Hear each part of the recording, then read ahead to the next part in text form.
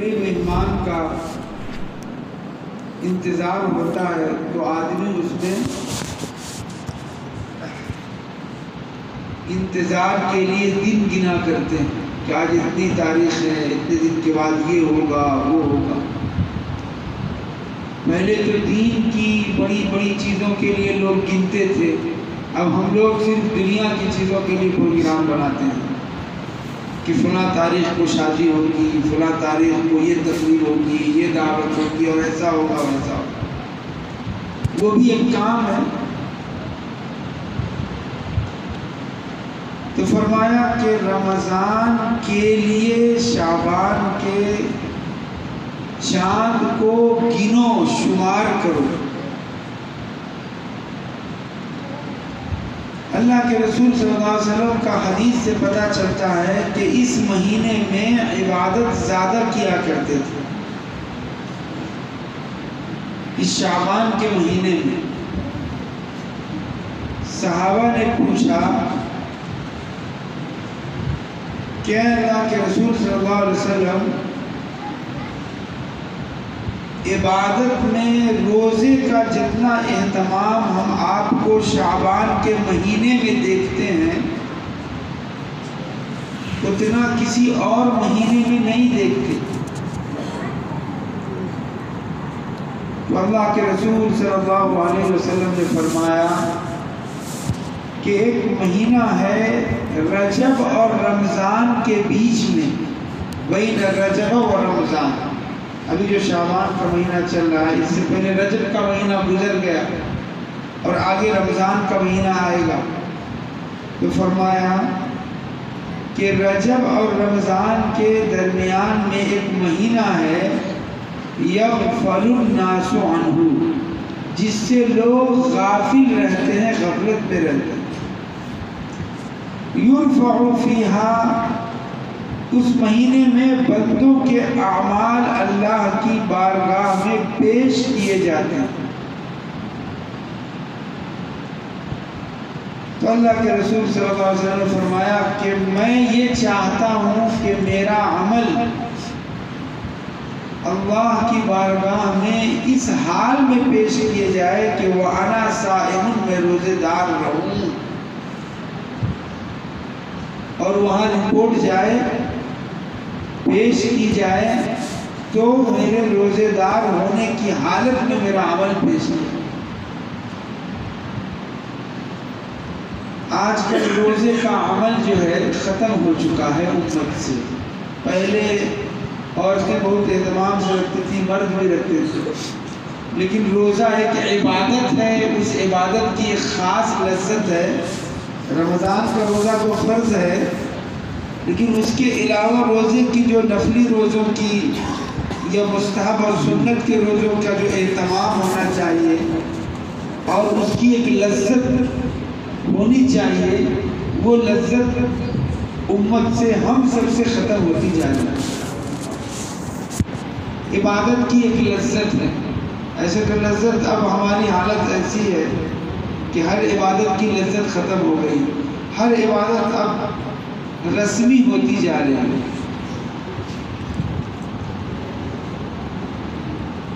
تو میرے بھائیوں، فرمایا کہ یہ جو شعبان کا مہینہ ہے، اس میں اللہ کے رسول صلی اللہ علیہ وسلم روزے کا اہتمام فرمایا کرتے تھے۔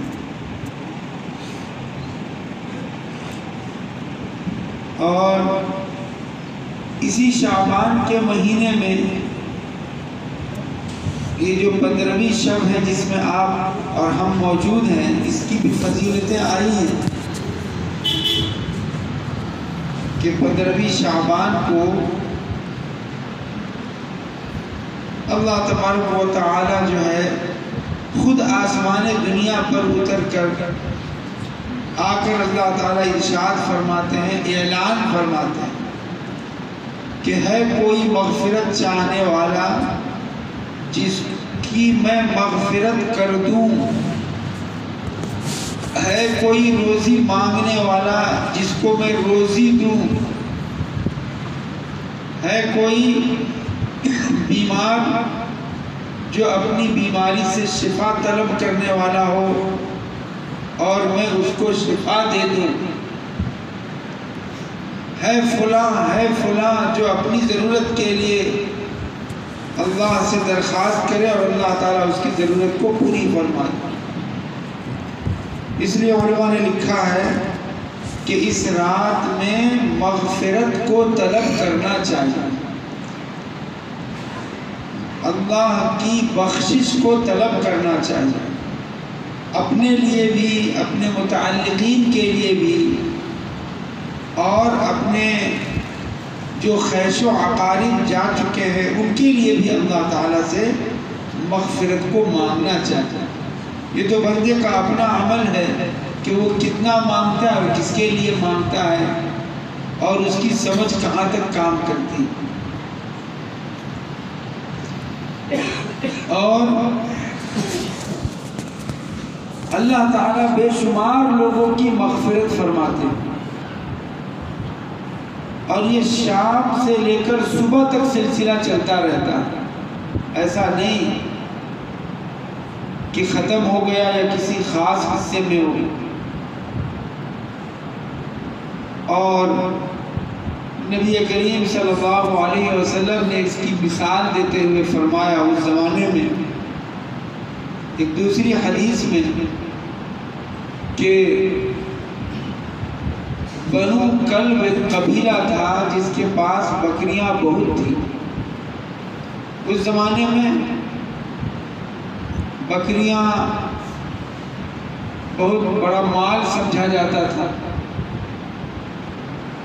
تو آپ صلی اللہ علیہ وسلم نے فرمایا کہ بنو کلب کی بکریوں کے بال کے بقدر اللہ تعالی بلکہ اس سے بھی زیادہ لوگوں کی اس رات میں مغفرت فرماتا ہے۔ تو جب یہ اعلان ہو رہا ہے، خاص طور سے اللہ کی طرف سے ایک سیزن آ رہا ہے، ایک خاص موقع آتا ہے کسی بھی چیز کا،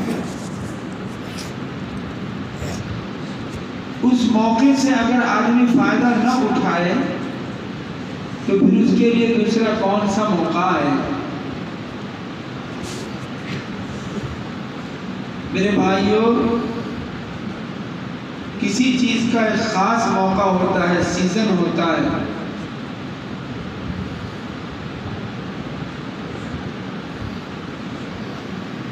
مثلاً بہت بڑے کھانے کی دعوت لگی ہو اور عام اجازت ہو کہ ہمارے محلے کے سارے لوگ کھانا کھائیں اور تمام پسندیدہ چیزیں موجود ہوں، تو ایک موقع ہوتا ہے۔ اب کوئی آدمی تو اس دن کھانا نہ کھائے اور بعد میں جب وہ مجلس ختم ہو جائے وہاں جا کے کھانا تلاشے تو ملے گا نہیں۔ یہ ایک معمولی سی مثال ہے۔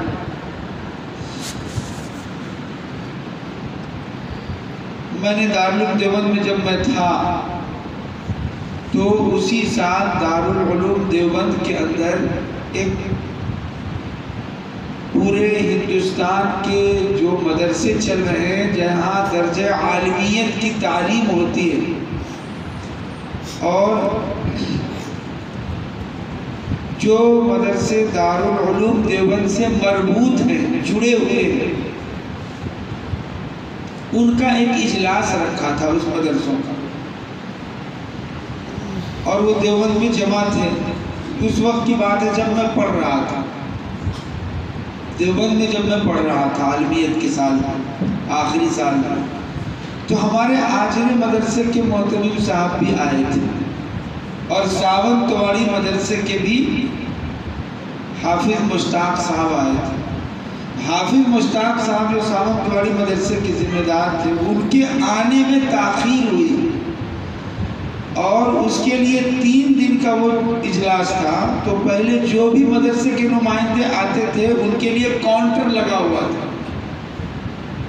اور کاؤنٹر لگ کر کے ان کو پوری فائل دی جا رہی تھی، مدرسے کا اندراج کہاں کیا، اور 3 دن کا پورا پروگرام، کھانے کا ٹکٹ وغیرہ جو کچھ بھی ان کے لیے، مہمان ان کی قیام گاہ، ان کے لیے ساری چیزیں، یہ سب بالکل ان کے لیے کاؤنٹر لگایا گیا تھا، اور ان کا پورا اندراج وہ سب کرنے کے لیے وہ ساری چیزیں ان کی خدمت میں آئیں، اندراج کریں، ان کا یہ ہو جائے۔ 2 دن مکمل گزر جانے کے بعد حافظ مشتاق صاحب تیسرے دن آئے، تیسرے دن وہ بھی شام میں۔ اب چونکہ اس علاقے کے تھے تو ہم لوگ وہاں تھے، تو ہم لوگوں نے ان کو استقبال کیا۔ تب وہ کاؤنٹر تیسرے دن آخری دن اجلاس کا تھا اور دوپہر کے بعد اب وہ کاؤنٹر بند ہو گیا،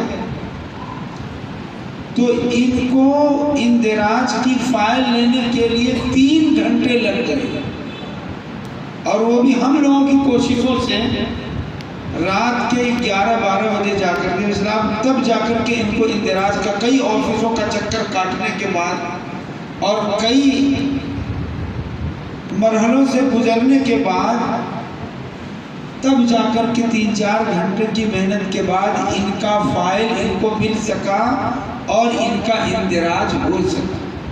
بتانا اصل میں یہ چاہ رہا ہوں، یہ یاد دلانا چاہ رہا ہوں کہ آدمی ٹائم سے اگر چوک جاتا ہے تو اس کو بڑی مشقت اور پریشانی کا سامنا کرنا پڑتا ہے، اور یہ ایک تو مثال ہے بہت ساری چیزوں میں یہ چیز۔ تو میرے بھائیوں، اللہ تبارک و تعالی اس رات میں اعلان کرتے ہیں کہ ہے کوئی معافی مانگنے والا جس کو میں معاف کر دوں۔ اب ہمارا معمول ویسا ہی رہے جو روز جیسا ہے تو پھر اور ہمارے لیے کون سے اوقات آئیں گے جس میں ہم اللہ تعالیٰ کا قرب حاصل کریں اور اپنے گناہوں کی معافی مانگیں۔ تو اللہ نے گویا کہ کاؤنٹر لگایا ہے آج، اور ہم بھاگے بھاگے رہیں گے تو ہم ہی محروم رہیں گے۔ تو میرے بھائیوں، آج کی رات اللہ تعالیٰ سے اپنے گناہوں کی معافی اور اپنی بخشش، گناہوں کی معافی طلب کرنا اور اپنی بخشش طلب کرنا کہ اے اللہ ہمیں بخش دے، معاف فرمانا۔ فرمایا کہ اس رات میں اتنی عام طور پر اللہ کی رحمت اور مغفرت عام ہوتی ہے کہ جو مانگے اس کو مل جاتی ہے مغفرت۔ مانگنے والا چاہیے اس درد سے ایمان کے ساتھ، لیکن کچھ لوگ ایسے ہیں جو اس رات کو بھی محروم رہتے ہیں، نہیں ملتی، وہ بھی حدیث میں فرمایا جادوگر جو غیر اللہ کی مدد سے شیطانوں کی گویا کہ عبادت اور پرستش کر کے جادو کا کام کرتے ہیں، اسی طرح کاہن جو کہانت کا کام کرتے ہیں وہ بھی شیطانوں کی پرستی کی ایک قسم ہے اور لوگوں کو غلط سلط باتیں بتاتے ہیں۔ ایسے لوگوں کی اس رات میں مغفرت نہیں کی جاتی۔ اسی طرح فرمایا کہ متکبر، جھوٹا، دھوکے باز کی بھی اللہ تعالیٰ اس رات میں مغفرت نہیں فرماتا۔ اب ہم لوگوں کو ناپنا ہے کہ ایمان کی جو صفات ہیں وہ ہمارے اندر کتنی ہیں اور ہمیں ان سب چیزوں سے کس طرح بچنا چاہیے جو ایمان کو ختم کرنے والے، خراب کرنے والی چیزیں ہیں۔ اور فرمایا کہ جو والدین کے نافرمان ہوتے ہیں ان کی بھی اللہ تعالیٰ مغفرت نہیں فرماتے۔ تو اب میرے بھائیوں، سب سے پہلے اگر ہم میں سے کوئی اس قسم کی گناہ میں مبتلا ہو تو پہلے اس گناہ سے توبہ کر۔ موت تو آنی ہی ہے، اور اس گناہ کے ساتھ اگر ہم رہیں اور موت آئی تو پھر ہمارا معاملہ کہاں درست ہو پائے گا۔ تو میرے بھائیوں، اللہ تبارک و تعالیٰ سے مغفرت طلب کرنے کے لیے ان چیزوں سے اپنے آپ کو پاک صاف کرنا۔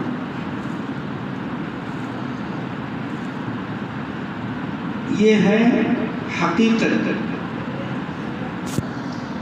والدین کی نافرمانی کا مزاج تو عام طور پر بنتا جانا، بلکہ بچے بات ماننے کو تیار نہیں تھے۔ قرآن کریم میں اس کے بارے میں بڑی تفصیل سے ذکر کیا گیا۔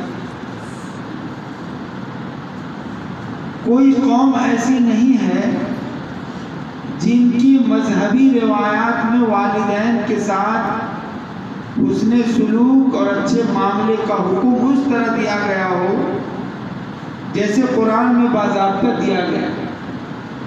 فرمایا کہ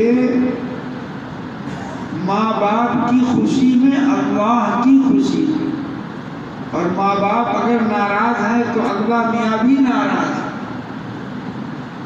یہ ہے ایمان والوں کے لیے ہدایت اللہ کی طرف۔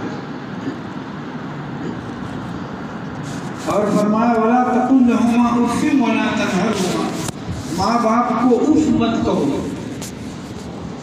اف مت کہنے کے نیچے علماء نے لکھا ہے مسئلہ کہ اف کہنے سے ماں باپ کو تکلیف ہوگی،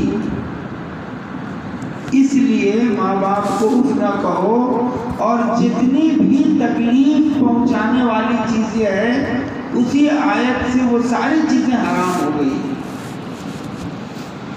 ماں باپ کو گالی مت دو، ماں باپ کو مارو مت، ماں باپ کو بے عزت مت کرو۔ مثلا جتنی بھی چیزیں تکلیف دینے والی ہیں وہ ساری چیزیں حرام ہیں۔ اب کوئی آدمی کہے کہ ماں باپ کو تو قرآن میں اف مت کہو، تو میں تو اف نہیں کہتا ہوں، لیکن ایک تماچا صرف ہاتھ سے لگا دیتا ہوں۔ تو علماء نے ہزاروں مسئلے وہاں پر اصول بنایا۔ اگر کسی جگہ کوئی قوم ایسی ہو جن کی زبان میں اف کہنا گالی اور تکلیف کا سبب نہ ہو تو پھر حرام نہیں ہوگا اف کہنا، کہہ سکتے ہیں۔ اصل علت ہے وہاں پر تکلیف پہنچانے والی چیزوں سے بچنا۔ خیر بہرحال وَلَا تَنْهَرْهُمَا، اور ان کو جھڑکو مت، وَقُلْ لَهُمَا قَوْلًا كَرِيمًا، اور ان سے نرم باتیں کرو۔ وَاخْفِضْ لَهُمَا جَنَاحَ الذِّلِّ مِنَ الرَّحْمَةِ، اور مہربانی کے ساتھ ان کے ساتھ اپنے آپ کو جھکائے رکھو۔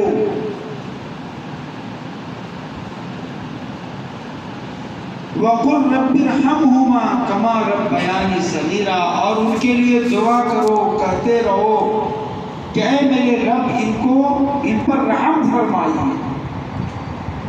قُلْ رَبِّ ارْحَمْهُمَا كَمَا رَبَّيَانِي صَغِيرًا، جیسا کہ انہوں نے بچپن کی حالت میں مجھ کو پالا ہے۔ جب بچہ پیدا ہوتا ہے تو ماں اور باپ دونوں ہی اس کو کس طرح پرورش کرتے ہیں۔ تو فرمایا قرآن نے وہ زمانہ یاد دلایا ہے کہ تم اس وقت کو یاد کرو اور ان کے ساتھ نرمائش کا معاملہ کرو۔ اور آج ماں باپ بوڑھے ہو گئے تو اولڈ ہاؤس میں جو بنائے گئے اس اولڈ ہاؤس میں ماں باپ کو لے جا کر کے لوگ ڈال دیتے ہیں۔ ماں باپ کو اولڈ ہاؤس میں ڈال دینے سے محبت بڑھے گی، اللہ راضی ہوگا، یا ماں باپ کو رکھ کر کے خدمت کرنے سے اللہ راضی ہوگا؟ کوئی قوم ہے جس کو اللہ نے یہ ہدایت دیا ہو؟ بہت زیادہ پیسوں کی ضرورت نہیں ہوتی میرے بھائیوں، خدمت دل اور ذہن سے ہوتی ہے۔ دل کے اندر وہ داعیہ پیدا ہو تو اللہ تعالیٰ اس سے خدمت لیتا ہے۔ ہم لوگ سمجھتے ہیں کہ اس کے لیے یہ ضرورت ہے وہ ضرورت ہے، حالانکہ ایمان والوں کی تاریخ پیچھے اٹھا کر دیکھیے گا تو ان کے پاس پیسے نہیں ہیں، اتنے سرمایہ نہیں ہیں، لیکن ان کا جو بیک گراؤنڈ اور ان کے کام کرنے کے طریقے جو ہیں وہ انتہائی قیمتی ہیں۔ آج کل ہمارے گھروں میں پیسے ہیں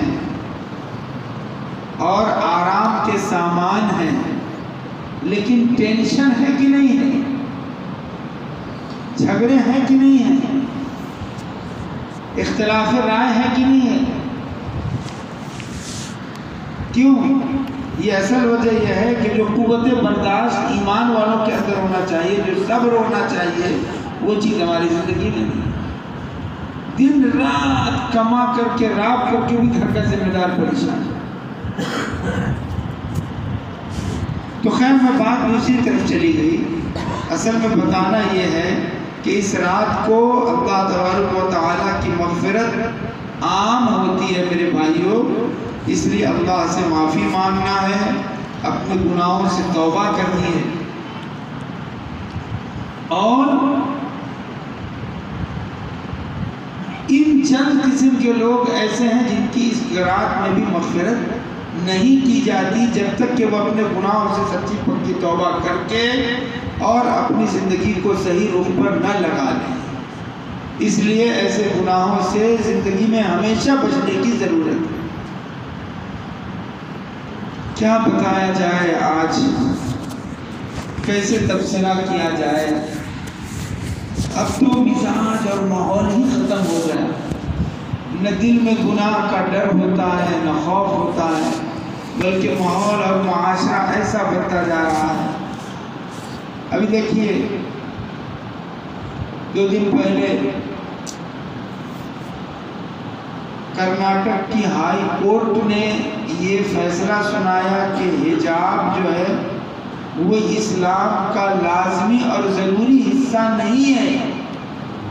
اس لیے اس جو کورٹ میں ڈالا ہوا تھا آپ سب کو معلوم ہے، اس لیے حجاب پر پابندی لگائی جاتی ہے اور اسکول میں حجاب پہن کر نہیں آئیں گی.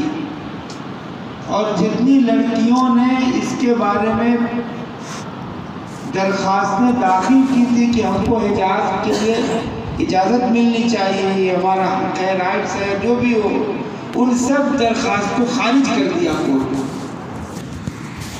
اور وہ کرناٹک حکومت نے جو ان کے ساتھ ظلم و زیادتی کیا تھا اس کے بارے میں کورٹ نے کہا کہ انہوں نے قانون کے دائرے میں جو سختیاں یا پابندی لگائی ہیں وہ ٹھیک ہے، اب اس پر رکاوٹ نہیں ڈال سکتے. اور اسکول والے جو کر رہے ہیں وہ بھی ٹھیک ہے. یہ ہے نتیجہ. اس ملک میں کیا ہو رہا ہے وہ تو 2 نمبر کی چیز ہے. ہمارا حالت کیا ہے؟ کورٹ کہہ رہا ہے کہ مسلمان سے لازمی سے قرآن کی آیت ہے، قرآن کی آیت ہے یا ایھا النبی قل لازواجک و بناتک و نساء المؤمنین، سورہ 22 پارے کی یہ آیت ہے سورہ احزاب کی کہ اے نبی آپ اپنی بیویوں سے قل لازواجک و بناتک اور اپنی بیٹیوں سے و نساء المؤمنین اور ایمان والے مردوں کی عورتوں سے فرما دیجیے یدنین علیہن من جلابیبہن، کہ وہ جب نکلیں تو اپنے جلباب کو اپنے اوپر اوڑھ لیا کریں.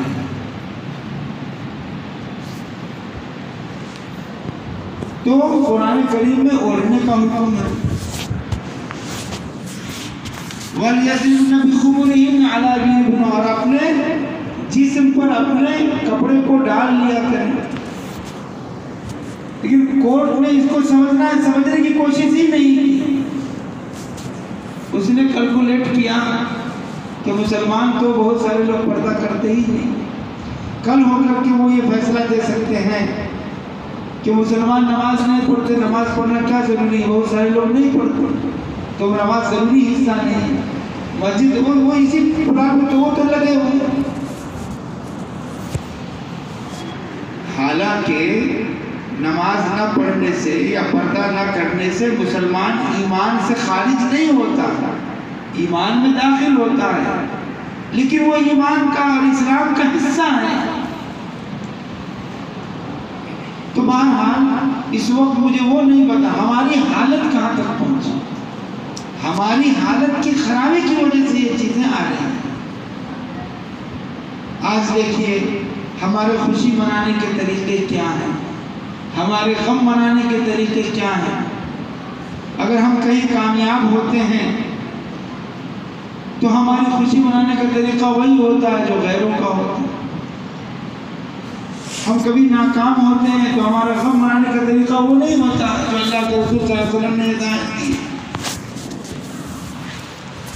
آج مسلمانوں کی جتنی بھی، ہم اپنی زمین میں دیکھ لیں، جتنی بھی تنظیمیں ہیں ان کا حال کیا ہے. نہ ان کی کوئی بات مان رہا ہے اور نہ وہ اپنی بات منوانے کے لیے صحیح راہ عمل پر آ رہے ہیں. یعنی ایک عجیب الجھی ہوئی صورتحال بنی ہوئی. مجھے اس مجلس میں اس پر بات نہیں کرنا ہے، مجھے یہ بات صرف یاد دلانی ہے کہ میرے بھائیوں، ہماری حالت اور ہم پر جو پریشانیاں آ رہی ہیں اس کی ذمہ داری اصل ہم پر آئے ہوئی ہے. بہت سی وہ برائیاں جو ہمارے معاشرے میں ہے، ہمارے گھروں میں ہے، ہماری تنظیموں میں ہے، ہماری سوسائٹی میں ہے، ہماری سنستھاؤں میں ہے اور ہماری ذات کے اندر ہے، اس کے لیے گورنمنٹ ہمیں مجبور نہیں کرتی کہ تم ایسا کرتی ہے مجبور، لیکن ہم کرتے ہیں. اب مان لیجئے ہم کبھی گلال لے کر کے اس طریقے سے لگائیں اڑائیں جس طرح غیروں کا طریقہ، اس کے لیے ہمیں گورنمنٹ مجبور کرتی ہے؟ نہیں کرتی. اور بھی بہت ساری چیزیں ہیں.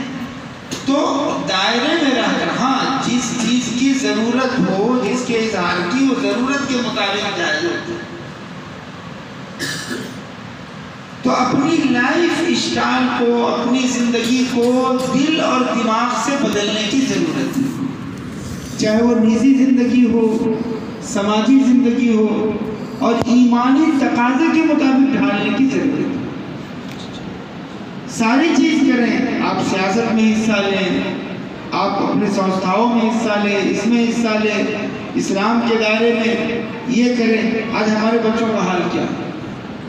نہ ان کے اندر ہمت ہے، نہ ان کے اندر طاقت ہے، نہ ان کے اندر وقت کی قیمت ہے، نہ ان کے اندر امانت داری ہے، نہ ان کے اندر سچائی ہے، نہ اس کے اندر قربانی دینے کا جذبہ ہے، نہ اس کے اندر بھوک برداشت کرنے کی صفت ہے، نہ اس کے اندر علم ہے، نہ اس کے اندر فضل ہے، نہ ان کے اندر کمال ہے، نہ ان کے اندر فرما برداری ہے. ہم اپنے اولادوں کو کس طرح تربیت کریں؟ ہمارا سب کا برا حال. ہمارا معاشی طور پر کیا حال ہے؟ ایسی حالت میں کیا اللہ کی مدد آئے گی؟ اللہ کی مدد تو ایمان والوں کے ساتھ ہے جو ایمانی تقاضے پر ہو. اور دوسری بات یہ ہے کہ ایک آدمی مجبور ہے جو نہیں کر سکتا، اس کا معنی ہم ان ساری چیزوں کو کرنے پر قادر ہیں، محنت نہیں کرتے. امر بالمعروف اور نہی عن المنکر ہمارے سامنے ہوتا رہتا ہے، لیکن ہم طاقت رکھنے اور سمجھداری رکھنے کے بعد بھی حکمت سے اس کو کیسے روکا جائے، کیسے سمجھایا جائے، ہم نہیں کریں. ہم کہتے دور اس کا معاملہ ہے، وہ سمجھے گا، میں دیکھ بول کے کیا فائدہ، یہ انہیں سنتا نہیں اس لیے نہیں بولنا. اب یہ ہو گیا ہے کہ ساری معاشرے کی خرابی ہمارے اوپر پر سوار. تو میرے بھائیوں، اس میں نراش ہونے کی ضرورت نہیں ہے. اپنی ذات سے ایک محنت کو، ایک سماج کو، ایک فکر کو صحیح ایمانی تقاضوں پر لانے کی ضرورت ہے. یہ ہے میری بات کا خلاصہ. اسی بات کا ایک نتیجہ نکالنا مقصود ہے کہ ہم ایمانی فطرت کی طرف اپنی محنت کو لے چلیں تو اللہ کی مدد بھی آئے گی، اور ہماری زندگی میں پیسے کم بھی رہیں گے تو ہم صرف مضبوط اور حوصلہ مند اور ہمت مند رہیں گے اور ساری چیزوں کو کر سکیں. آج ہمارے اندر اختلاف اتنے ہیں کہ اگر اس پر آپ گفتگو کریں گے تو پوری رات گزر جائے گی، اور وہ دن بدن اور معاملہ سلجھنے کے بجائے، درست ہونے کے بجائے اور الجھتا چلا جا رہا ہے. وہ کیوں؟ ناجائز نفسانیت کی وجہ سے یہ ساری چیزیں ہو رہی ہیں. اور کوئی بولنے والا نہیں، کوئی سمجھانے والا نہیں، کوئی نمائندگی کرنے والا نہیں، اور کوئی کسی کو ماننے والا نہیں. ایسی صورتحال بن کے رکھ. تو اللہ تبارک و تعالی ہم سب کو صحیح سمجھداری عطا فرمائے، صحیح ہمارے معاشرے کے اندر یہ ساری چیزیں اللہ تعالیٰ عطا فرمائے. میں یہ کہہ رہا تھا کہ آج کی رات میرے بھائیوں اپنے رب کو منا لیں، سچی پکی توبہ کریں، گناہوں سے توبہ کریں، اور فرما برداری کا مزاج، صبر کا مزاج، سچائی کا مزاج، قوت برداشت کا مزاج اللہ تبارک و تعالی ہم سب کے اندر پیدا فرما۔ ہمارے بہت سے احباب جو پچھلی 15ویں شعبان کے اندر موجود تھے آج وہ موجود نہیں ہیں۔ ہماری اس مسجد کے مصلی، ہمارے خاندان کے لوگ، ہمارے بڑے، ہمارے عزیز جو پچھلے سال موجود تھے اس سال موجود نہیں۔ اسی 15ویں شعبان میں کی رات میں ایک حدیث کے مطابق اللہ تعالیٰ جتنے لوگ آگے سال تک جن کا انتقال ہونا ہے اس کی فہرست اللہ تعالیٰ فرشتوں کے حوالے کرتے ہیں کہ اتنے لوگ اس شعبان سے اگلے 15ویں شعبان تک اتنے لوگوں کو اللہ تعالیٰ اس دنیا سے بلا لیں، اور جو آنے والے ہیں ان کی فہرست بھی جاری کی جاتی ہے۔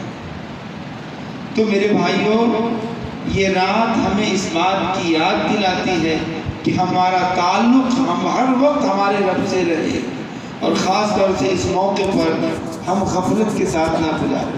عبادت کرنے کے لیے مسجد میں جمع ہونا ضروری نہیں ہے۔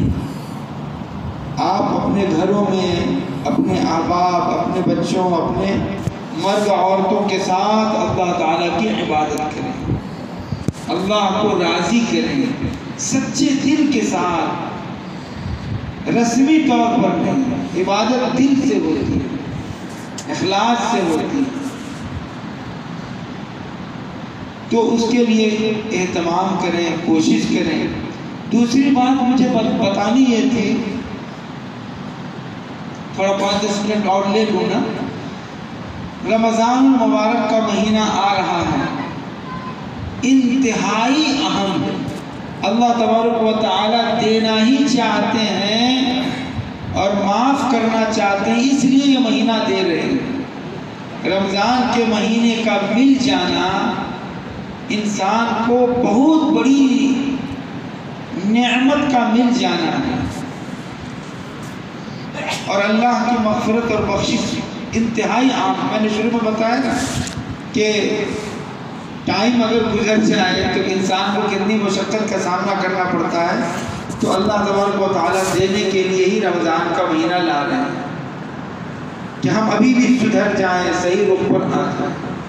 تو رمضان المبارک کے مہینے کو بڑے اہتمام کے ساتھ گزارنے کی ضرورت ہے۔ سب سے پہلی اس میں یہ کوشش کرنی ہے کہ میری ذات سے معاشرے کے اندر خرابی پیدا نہ آئے، جھگڑا نہ وجود میں آئے۔ میری ذات سے میں اس سلسلے میں ایسا اقدام نہ کروں جس سے قوم میں جھگڑا ہو جائے، لڑائی ہو جائے، یہ ہو جائے۔ ہم کو اس کے لیے سب سے اپنی ذات کو سب سے پہلے اس کے لیے تیار تھا، کیونکہ جھگڑا ایک ایسی چیز ہے جس میں اللہ تبارک و تعالیٰ کی رحمت سے انسان دور کر دیا جاتا ہے، اور جھگڑے کے موقع پر جو کچھ بھی وہ کر لیتا ہے بعد میں اس کو افسوس ہوتا ہے، لیکن وہ جب چڑیا چگ گئی 6 کھیت تو بعد میں پچھتانے سے کیا ہوتا ہے؟ جو تکلیف اور مصیبت آنی وہ تو آ جاتا ہے۔ ہمارے یہاں بہت ساری تکلیف جھگڑے کے سبب رمضان میں بہت سارے معاملات کی وجہ سے پیدا ہو جاتے ہیں۔ اس سے میرے بھائیوں بچنے کی کوشش کریں۔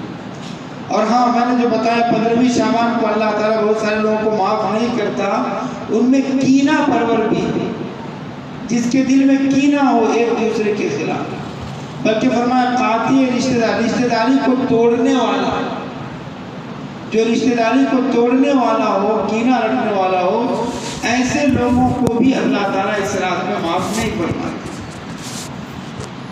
اگر دوسرے یہاں ہم سب ایک خاندان کے لوگ رہتے ہیں، ایک سماج کے لوگ رہتے ہیں، اگر ہمارے کسی بھائی سے کچھ کمی کوتاہی اور غلطی ہو جائے تو ہم معاف کب کریں گے؟ مرنے کے بعد۔ اور معاف کرنے کا مطلب دل سے معاف کریں۔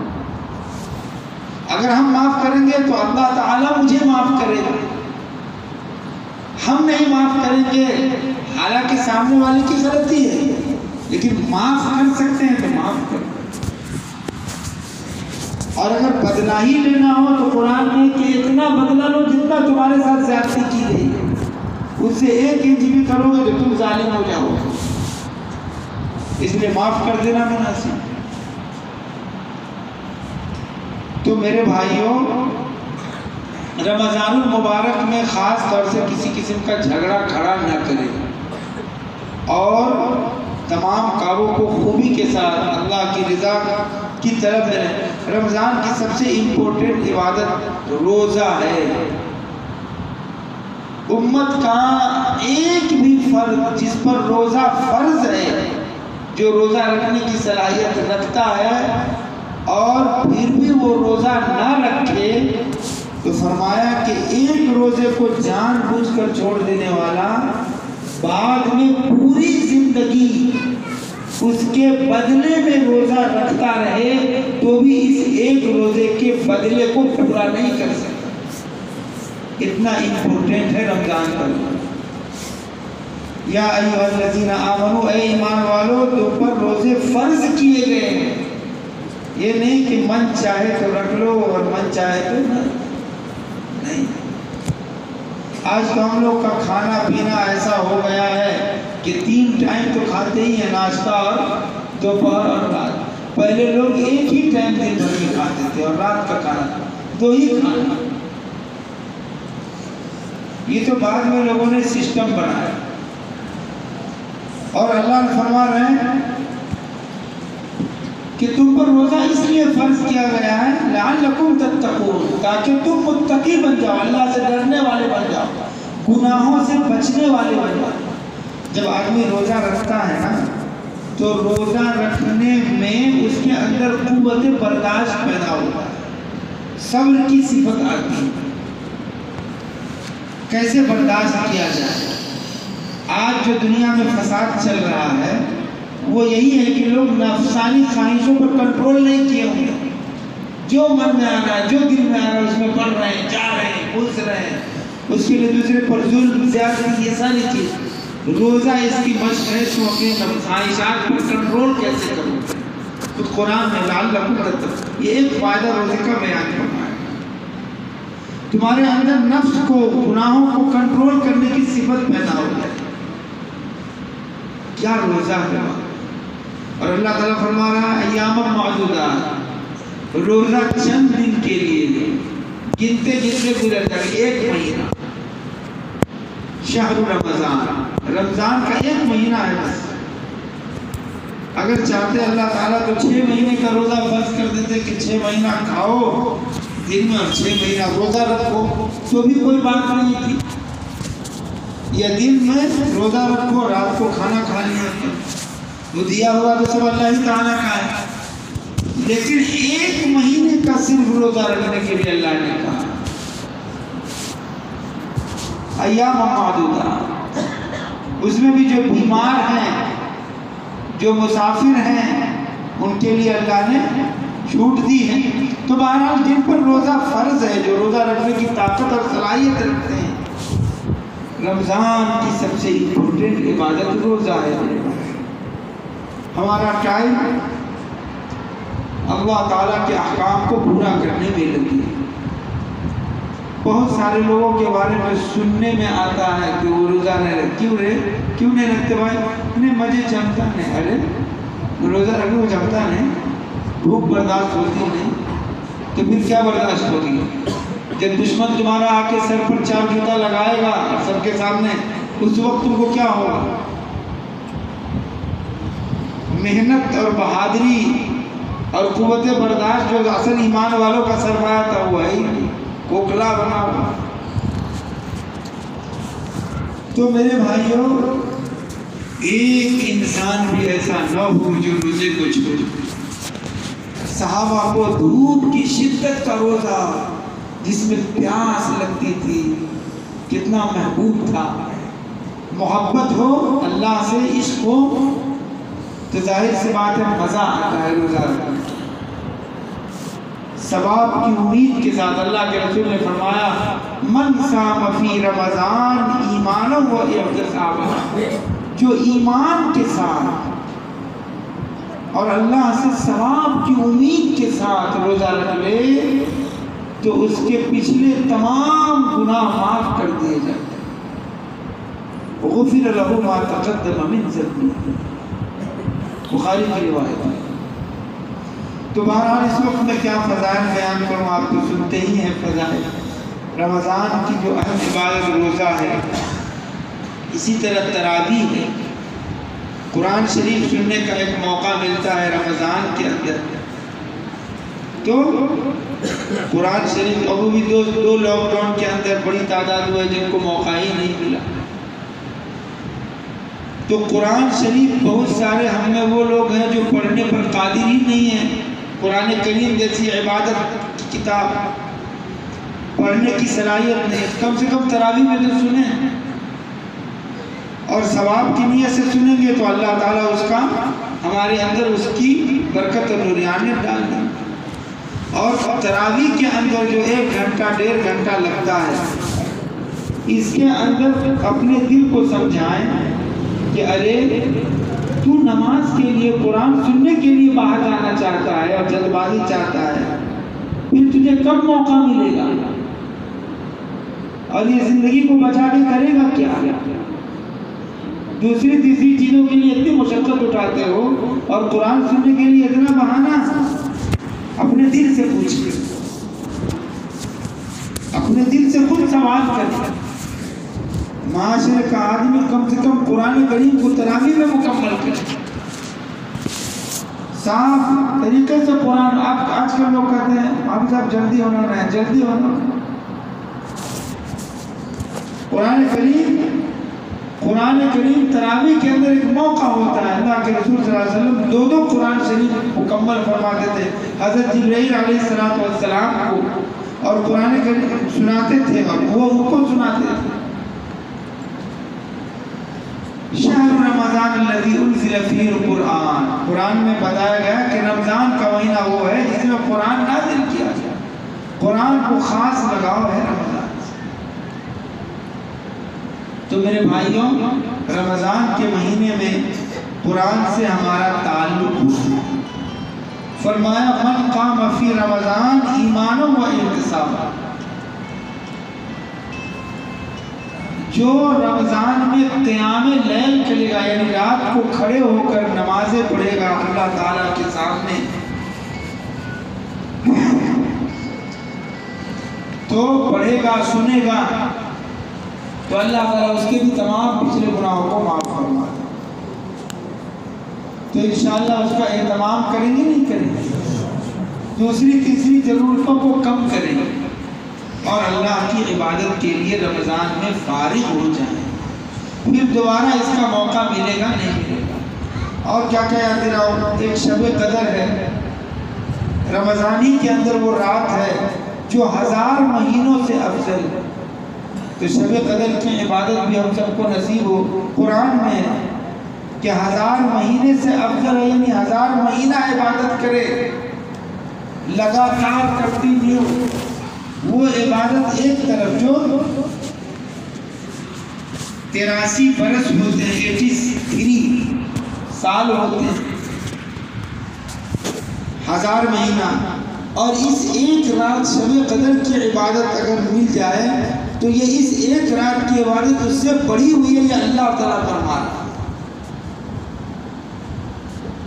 لیلۃ القدر خیر من 1000 شہر، لیلۃ القدر جو ہے وہ 1000 مہینے سے بڑی ہوئی، برابر نہیں، خیر کے معنی بہتر، خیر من 1000 شہر، کتنا بڑا ہوا ہے اللہ عالم سے۔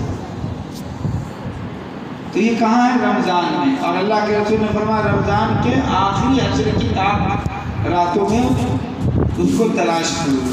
متعین نہیں ہے لیکن آخری عشرہ متعین، رمضان متعین، رمضان کا آخری عشرہ متعین، اتنا تو مل گئے۔ اب اس میں ڈھونڈنا ہے، اس میں پوری عشرے میں اگر اعتکاف کر کے عبادت کر لے تو 1 نمبر کام۔ تو میرے بھائیوں، اللہ تبارک و تعالی ہم سب کو اس کی توفیق عنایت فرمائے۔ اور بات لمبی ہو گئی، میں سوچا تھا آدھا گھنٹہ ہی بات کر لوں گا، لیکن چلیے اللہ تعالی ہم سب کو اس کا خیر عطا فرمائے۔ اور یہ جو ہے آج کی رات توبہ استغفار کے ساتھ، اپنے گناہوں سے توبہ کے ساتھ، اپنے عزیز و اقارب سے محبت کے ساتھ، اپنے گھر والوں کے ساتھ عبادت کریں، اللہ سے معافی مانگیں، مغفرت مانگیں اپنے لیے، اپنے مرحومین کے لیے بھی، اور اگر مناسب ہو تو کل کا روزہ رکھیں۔ روزہ رکھنا ضروری نہیں ہے 15ویں شعبان کو، لیکن مستحب اور بہتر ہے رکھیں تو اچھی بات ہے۔ اللہ تبارک و تعالی ہم سب کو عمل کرنے کی توفیق عطا فرمائے۔